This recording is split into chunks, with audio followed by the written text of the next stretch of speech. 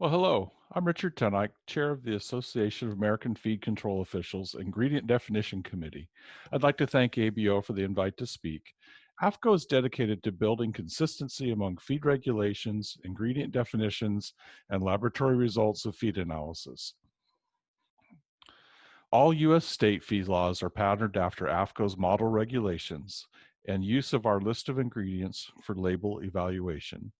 AAFCO publishes the world's largest list of materials accepted for animal feed in their AAFCO official publication, or OP. I'll try not to use acronyms. FDA, already broke the rule, serves as the technical advisor for the listing and has to concur with the publication of the ingredient and its intended use. This consistency and collaboration can come at the cost of the approval.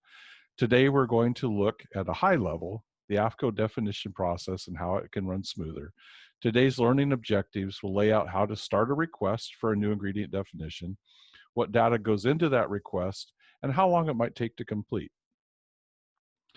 Before we can start to define an intended use, we need to make sure the material is actually suitable to be an animal food. Many materials are presented to the system that don't meet these basic tests.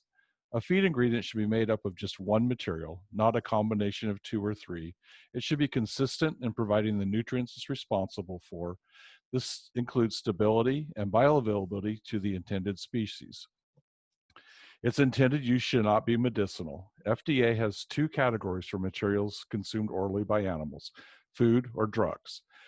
Drugs are intended to boost the immune system or treat or prevent a disease other than nutritional deficiencies.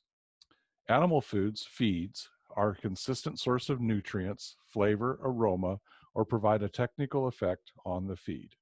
Okay, so we decide our material is a feed. We put it through the little test system there. Let's imagine it's algae biomass of Richard Phyta. I'm Richard. We're going to use it to serve as a protein source in dairy cattle. So where do we start? You would send a draft of the definition to the AAFCO investigator at definitions@aafco.org, and from there it would follow the process laid out in the next few slides. You can see the text version of this process at the beginning of Chapter 6 in the official publication. The data package for all the approval pathways are essentially the same, whether you decide to go GRAS, food additive petition, or through the AAFCO request process. You need to include who you're going to send the questions to, what the material is physically, and what its intended uses are. Only materials with a nutritional intended use should move forward as a feed. If your use is medicinal, you should pursue another path, namely an approved new animal drug, or NADA. The next thing FDA will want to know is how the material is made, including all the inputs, the stability, the homogeneity, if it's used at a small amount, and then specifications, validations of analytical methods, etc. They're going to want to know everything about it, both good and bad. There are means to protect the business confidential information, such as processing parameters and proprietary strains, as it's handled by the states or the FDA.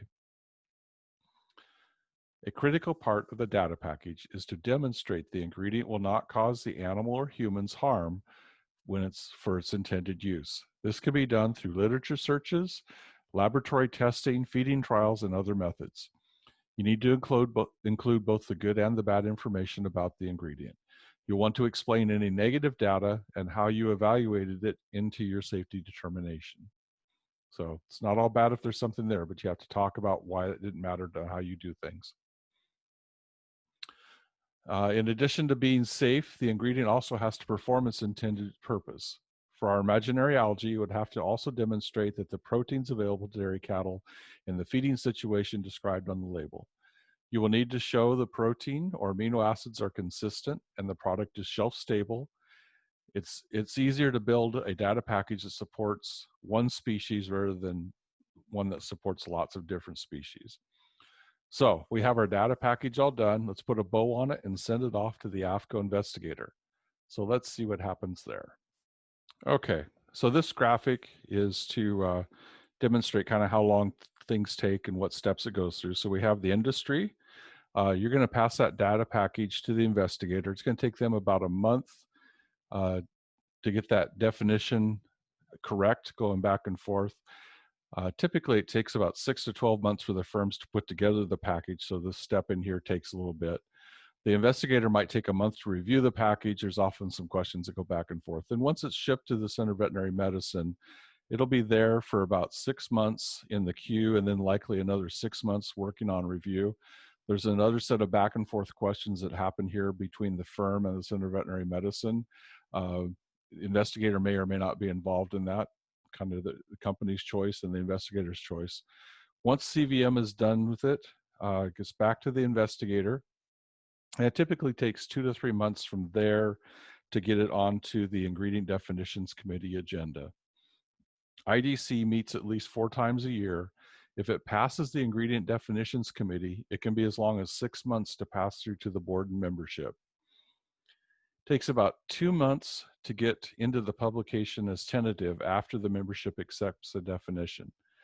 So from here to here, you're looking at about 37 months. Once it leaves your hands, you're looking at about 2 years at CVM and AAFCO. Okay, so how can we shave some time off? Industry is able to get several $1 million increase in the last budget for CVM reviewers. FDA is onboarding technical people right now, and they expect to be able to review faster by next year. AAFCO has changed the timeline on how long an ingredient has to remain at tentative. It's now possible for an ingredient to move from tentative to official in as short as 6 months. So what can you do? Some things that new ingredient manufacturers can do to speed up the process. Lay the groundwork. If you're going to want to rely on published data, get the data out there. Get research published showing nutrient and contaminant levels. Get laboratory methods validated to measure hazards. If you want to sell the ingredient for medicinal reasons, keep it out of the food channels. Regulators spend a crazy amount of time trying to verify and correct improper claims on feed. What can the final feed manufacturers do? Insist your suppliers use correct common or usual names for the ingredients. You can find these in the AAFCO's official publication or in the Code of Federal Regulations. You can also use ODI to validate your product's ingredient list. Great for finding misspellings or other errors. Saves you having those awkward regulatory conversations during a product launch. And it's as simple as pasting a picture or a PDF of your label into the ODI software, online database of ingredients software. ODI comes free with the online official publication, which you can order at AAFCO.org. AAFCO's provided some resources for firms wanting to get a new ingredient definition. There's a nice flow chart of the steps in the definition process in the first link. You can always reach out with the ingredient questions to the definitions at AAFCO.org email. The AAFCO at AAFCO.org is for more general questions. We have also posted all the Ingredient Definitions Committee minutes and most presentations on our committee page. Okay, let's look at the highlights from our discussion today. Ingredients need pre-market approval, and the start of getting this is to share a draft definition with the AAFCO investigator. For CVM's technical review of safety and efficacy, a substantial data package needs to cover what is known about the ingredient and intended use. If you stay focused on nutritional benefits and provide all the data, the process can go as fast as 2 years. Submission to publication.